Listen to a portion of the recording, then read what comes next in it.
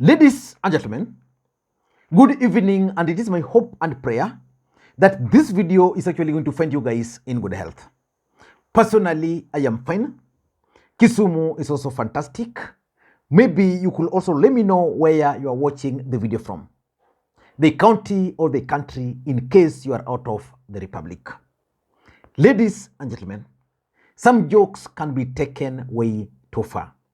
Rigathi Gachagua today announced that UDA Party will rule the country for 100 good years. I want you to tell Rigathi Gachagua something, because for me, it will be a miracle for this government to even be re-elected in 2022. It will be a miracle. Rigathi Gachagua chaired some UDA meeting earlier today at Western Hotel. The meeting, I think, it was about it brought together the coordinators from all the 47 counties of the Republic of Kenya. And during that meeting, Rigathi Gachagua announced to the country that, number one, they are going to embark on a plan to register 15 million members. Now, from that, I read something that William Ruto and his UDA are actually keen on going it alone, probably minus other players like Mudavadi and Wetangula. So they want to have like 15 million members, and with that they believe that they can easily win again. And he also announced that they are going to embark on early campaigns, that as far as they are concerned, they've already delivered to Kenyans, and is only going to spend his 80% serving the country, and then the rest, 20%, is going to do campaigning. And importantly, he also announced, which is the basis of this analysis, that they are going to create massive machine which will enable them to rule for 100 years. When I heard ruling for 100 years, I thought of the former president, Daniel Toroitich arap Moi. And as a matter of fact, Rigathi Gachagua is a son of Moi. But I don't want to get into that. I want us to focus on the possibility of UDA Party ruling even for more than 10 good years. Before we do that, in case you're watching this channel for the first time, please take a second or two, click that subscribe button so that next time we produce a video like this, YouTube will automatically notify you. And to the subscribers, I want to continue thanking you guys for your continued support, because without that support, this channel cannot be where it is now. Let us get back to the main issue.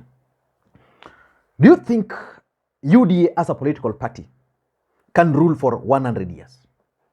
Uhuru Kenyatta uko wapi? Uone vile tunateseka. Huyu Ruto Musalia na Gachagua wanaona Kenya. Do you think it can happen? For me, that cannot happen. That dream is invalid. I'm saying this because, number one, if you look at the history of this republic since post-multipartyism era, just get into that history. Each president has always gone with his party. Mwai Kibaki won through NAC, and it was projected that NAC as a party was going to be one of the biggest political parties in the history of the Republic of Kenya. Immediately Mwai Kibaki was sworn in. That marked the end of NAC. And those are the facts. Kibaki sought re-election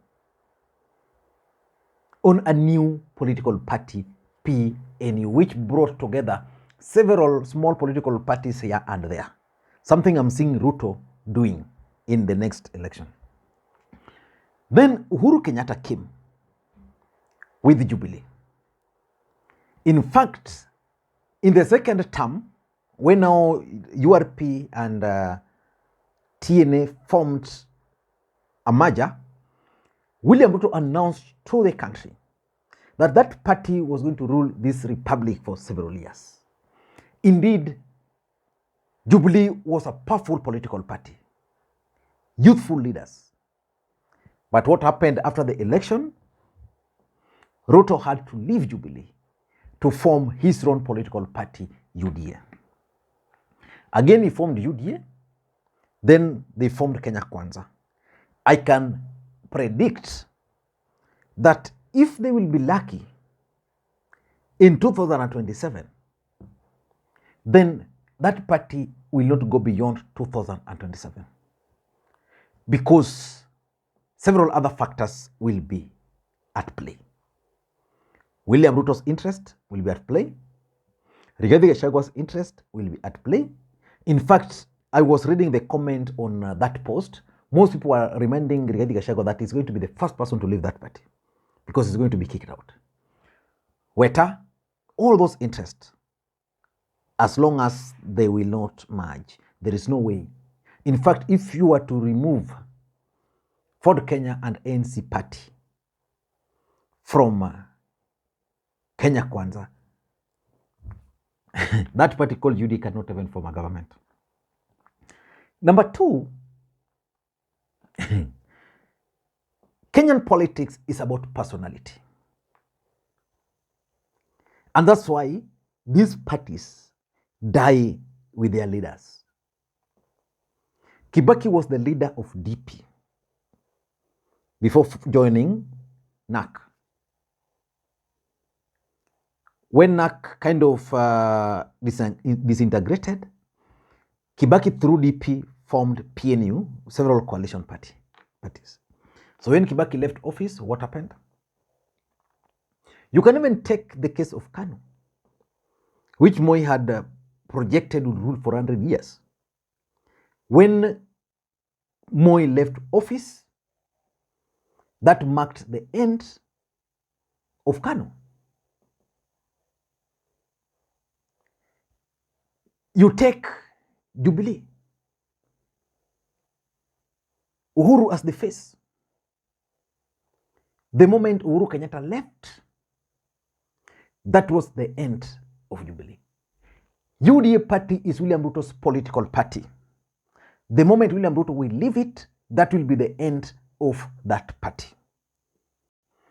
That's the reality.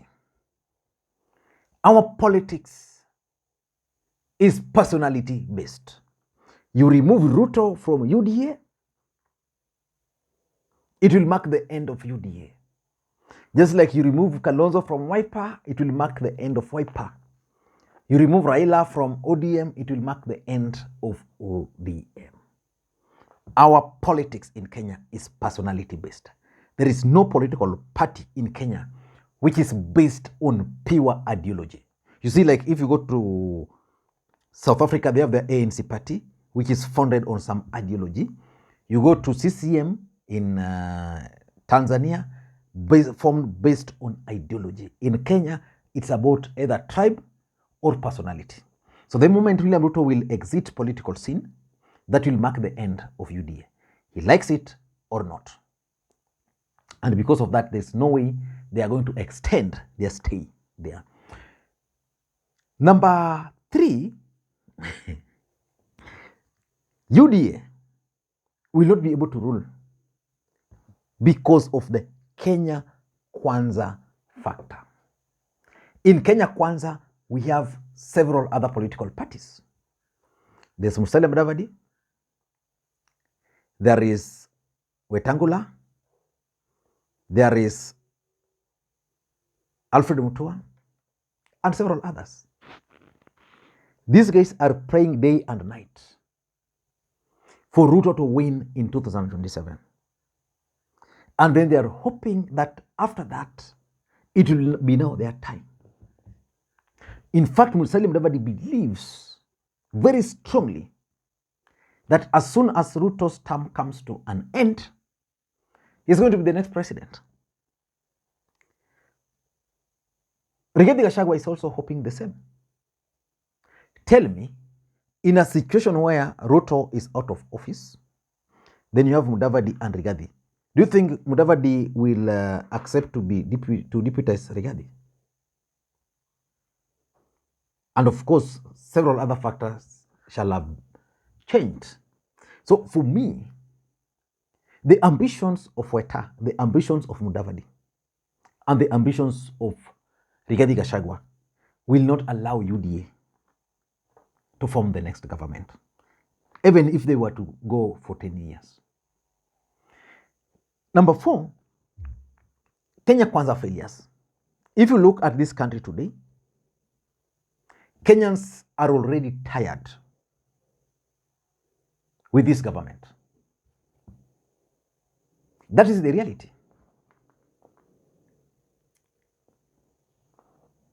The state of economy is doing poorly.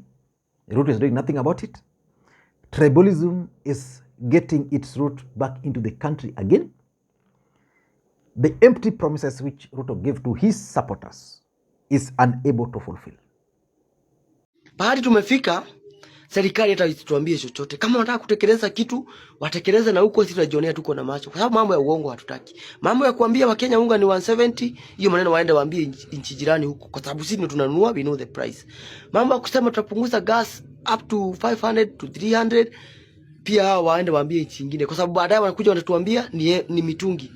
Do you know how many Kenyans wako na mitungi hapo wameshindwa kulifiri? Mnaongezea mitungi zingine za kasi gani? Mambo ya kutuambia mnatufinya kwa sababu budget mnatumia Uhuru. Hata kama tujui maneno ya budget sana, budget ya Uhuru haikuwa na kitu inaitwa 50 CSs, assistant CSs. Hakukuwa kitu kama hiyo. Haikuwa na office of the first daughter of the president, haikuwa na office of Musadia na bibi yake huko, haikuwa na kitu kama hiyo. Tena nataka mtuambie, how do you deal with cartels by increasing the price of sugar up to 220? How do you deal with cartels by increasing the price of fuel up to 182 shillings? And because he's unable to fulfill, his supporters feel that they were conned. In fact, if elections were to be held today in this country, William Ruto will face one of the biggest challenges in his political life. The turnout. I'm not sure whether the individuals who are talking from the Rift Valley, like this guy here, will be able to vote for him again.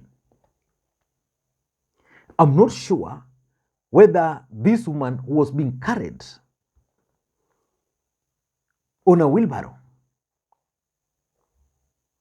will be able to turn up to vote again. So Kenyans are already tired with this government. If they'll give it another 5 years, extending that, I'm not sure. And lastly, if you ask me, by design, Ruto is not going to allow UDA to go beyond 2027. He's not going to allow that. He said they're going to try to merge it with other political parties, or he's going to try to own it, and someone somewhere is going to form another faction. In fact, for me, if I were to read what happened today in Weston, I think Rigathi Gachagua is just trying to take charge of UDA Party. And that's going to be the beginning of the fallout between Rigathi and Ruto. I don't know what you think. That's my take. Thank you guys, and may you have a good day. Bye-bye.